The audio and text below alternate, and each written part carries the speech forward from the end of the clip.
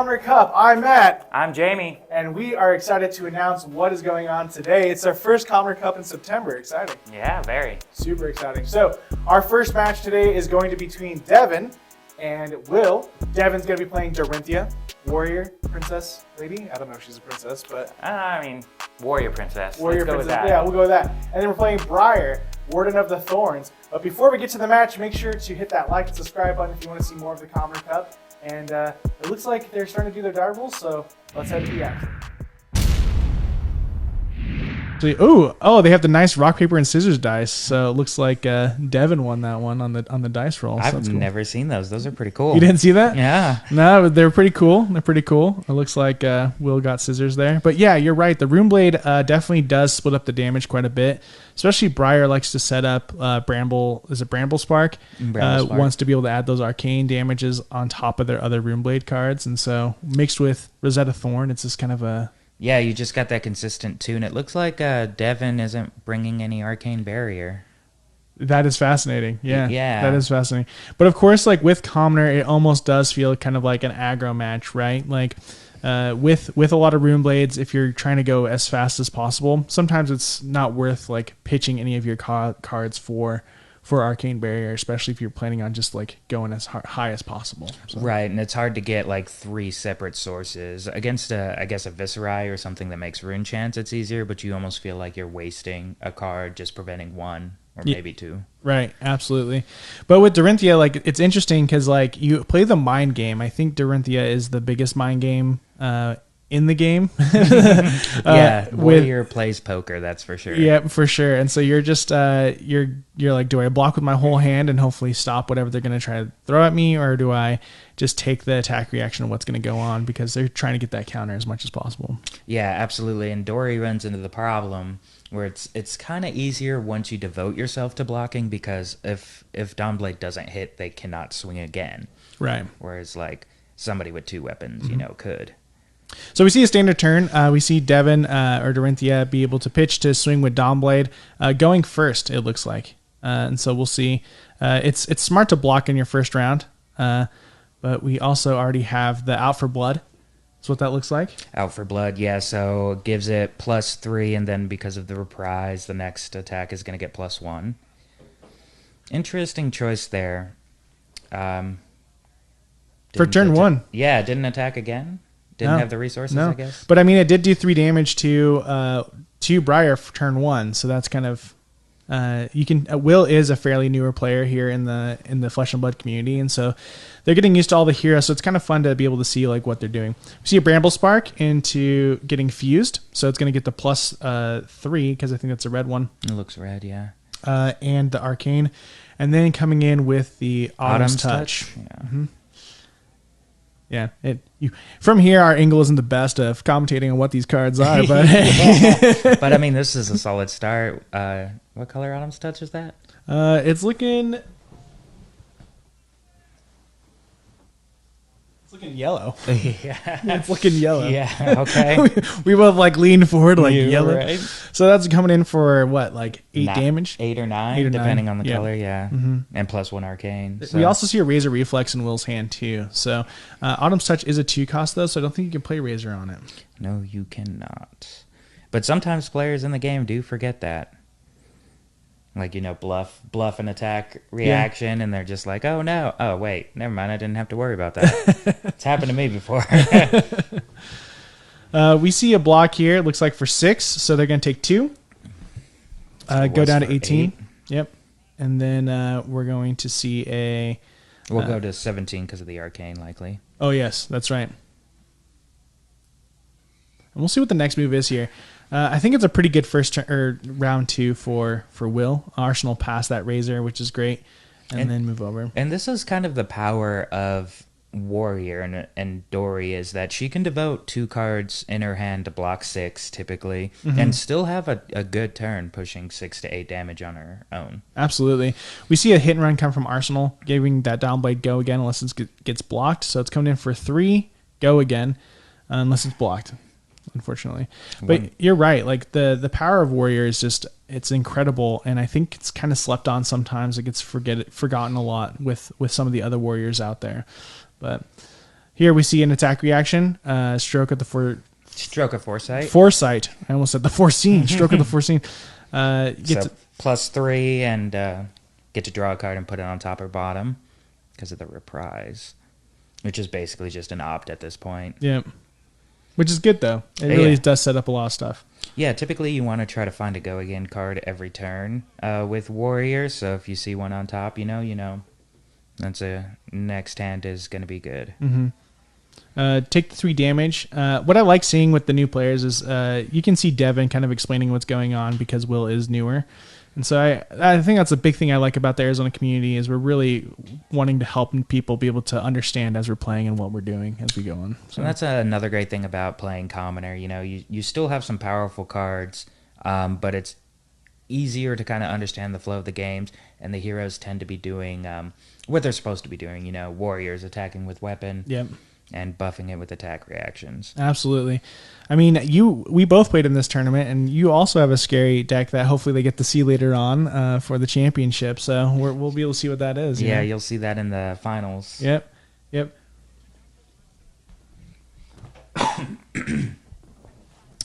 So this is the second swing of the Dawn Blade because it had go again and it hit in the first swing. So just a solid 3 attack seems to be lit through. Yep.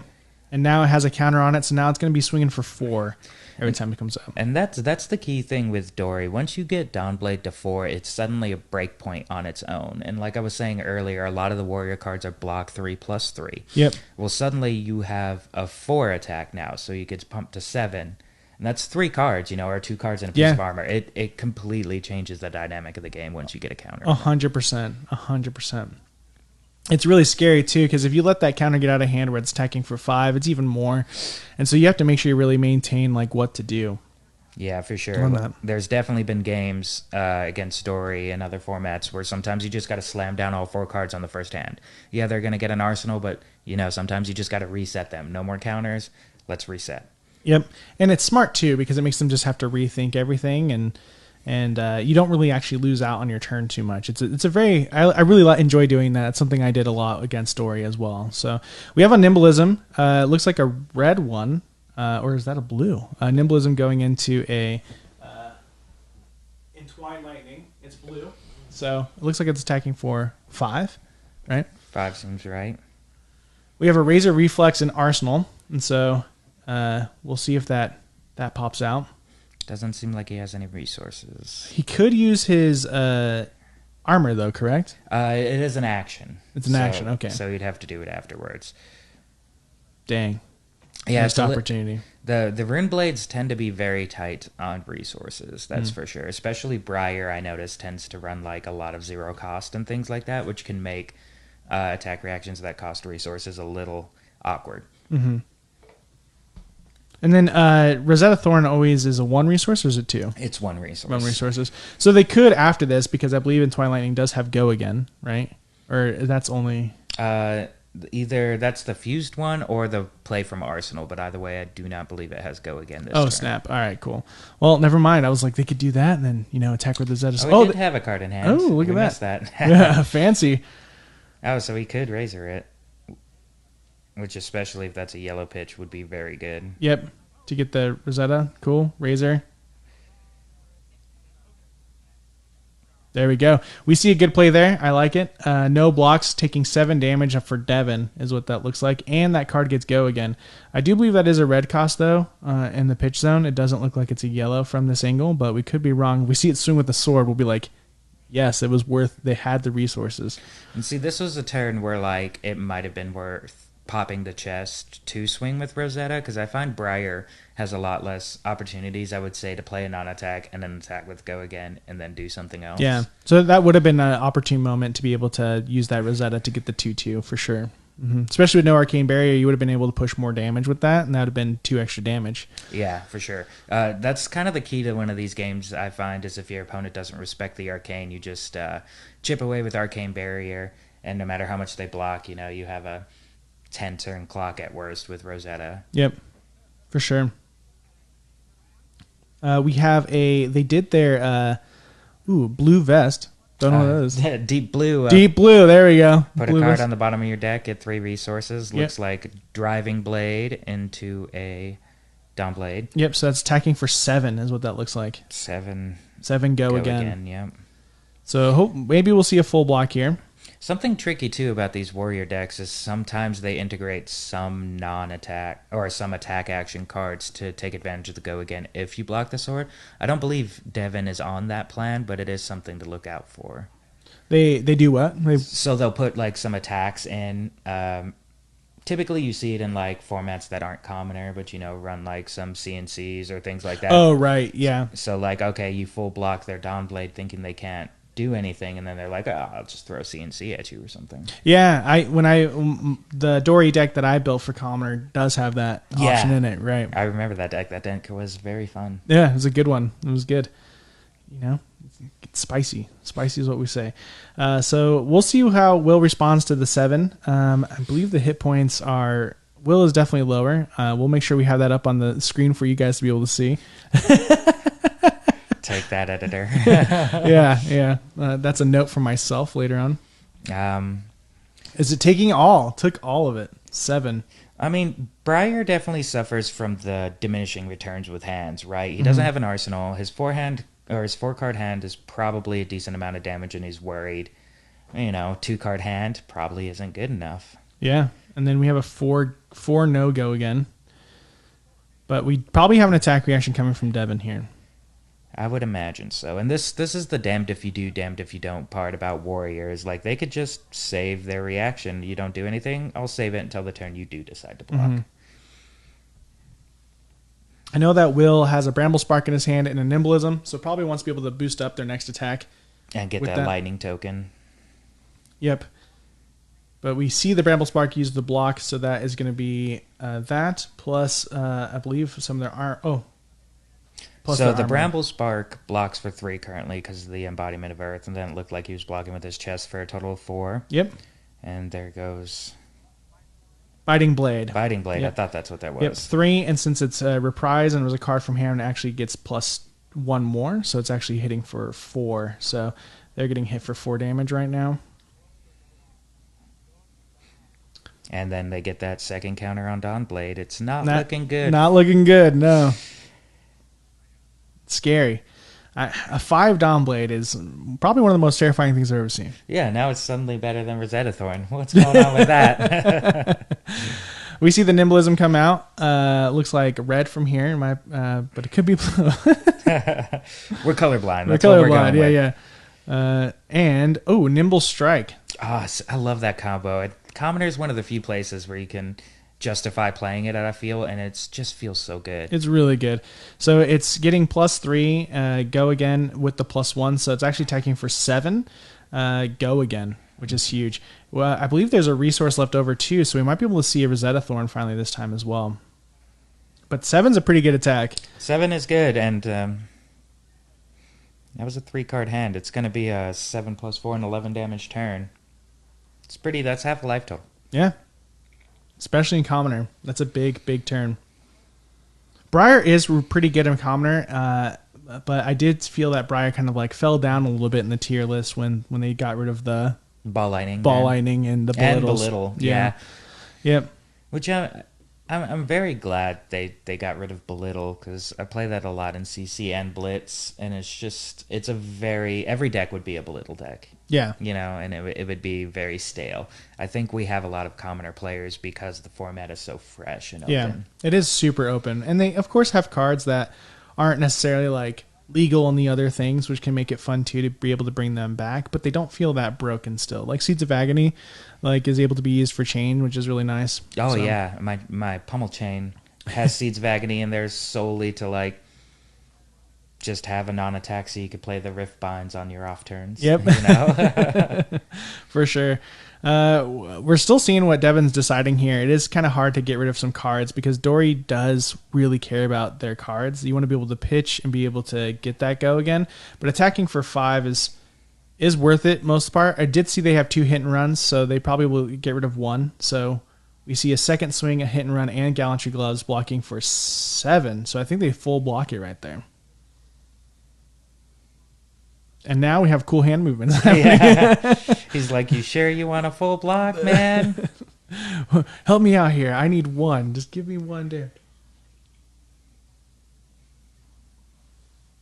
Yep. It's like this would be a good place for the Briar to use his gloves to ping his opponent for one so he can get that embodiment of Earth.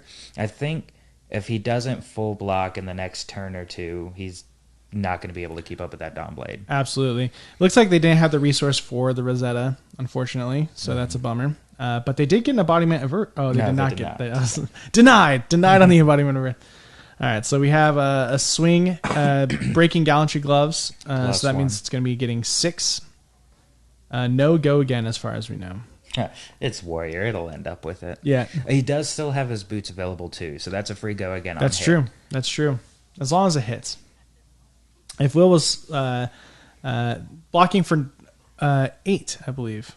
Oh, That's a 2 on top, and is that a So Tomorrow for a 2 as well on the bottom? so they're all, that's 6. Yeah. Okay. I think those are 2 So Tomorrows. Looks like. Ooh, did not have an attack reaction, or chose not to use it. Fascinating. Well, We this is a good catch-up. We see an Arsenal pass here. But they did put the one where if you play from Arsenal has go again, so they could be able to have a bigger, wider turn next turn. I believe Gallantry Gold should be broken too. Yeah. Doesn't that break on use? It does break on use, yes. So seemed to be an Oh, Arsenal there we pass. go. Yep, back. there we go. Yeah, Yep, okay. cool. We got Sharpened Steel, and oh man, I have not seen that card. Yeah. What is that? Is that a push through, a run through? Is it a yellow? Is it the new Reinhard dual deck card that gives you next sword go again? Yep, it's a run through. Yeah. So it has go again, Sharpened Steel, so it's attacking for 6. Again, which is scary. Yeah, 6 is good. And it's just one of those, like, you really don't want to block it perfectly and then get blown up by an attack reaction. Which it does look like they have a card in hand and a card in arsenal, so an attack reaction could definitely come here. Especially presenting go again, that's kind of a sure sign that they are planning to react to you. Yes, 100%. Yeah. So when you see, like, usually when I see the go again given to a weapon, especially with Dory, I make sure to full block it so they just can't do anything. Especially if it's that high of an attack. Yeah, and since they already have an arsenal, that they're already banking a card anyway, so you don't lose out on too much. It's a delicate dance whether or not to block the first or second attack. Right. It's difficult too because what Briar suffers from is a lot of 2 defense. Yeah, they really And need so, that lightning. even if you full blocked 8, let's say you only had 2 cost like defense the whole time, like most of those reactions have 3. So Yeah, and that's an out for blood, and it looks like it pushed it over for lethal. all right, well, good game. We will come back to the studio and finish our thoughts. Yeah. We are back. What an amazing match. That was a really good match. Yeah. Close match between Dory and Briar. Yeah, I think, like as we were saying during the commentary, is Dory is someone you don't want to sleep on, especially in Commoner. They tend to be able to attack you and then surprise you with attack reactions. So being able to learn to block with that is just huge against. Oh the yeah, matchup. and it'll help you in a lot of your Flesh and Blood games, learning to block. It's almost a skill check type of hero, where if you don't really understand blocking or aren't used to it, you're gonna get blown out eventually. Yeah, absolutely. Well, I hope you guys enjoyed the match. Round 2 of Commoner is going to be coming up soon, so we will get there here shortly. But thanks for watching, and as always, we're the bottom tier. I'm Matt. I'm Jamie. See you next time. Take it easy.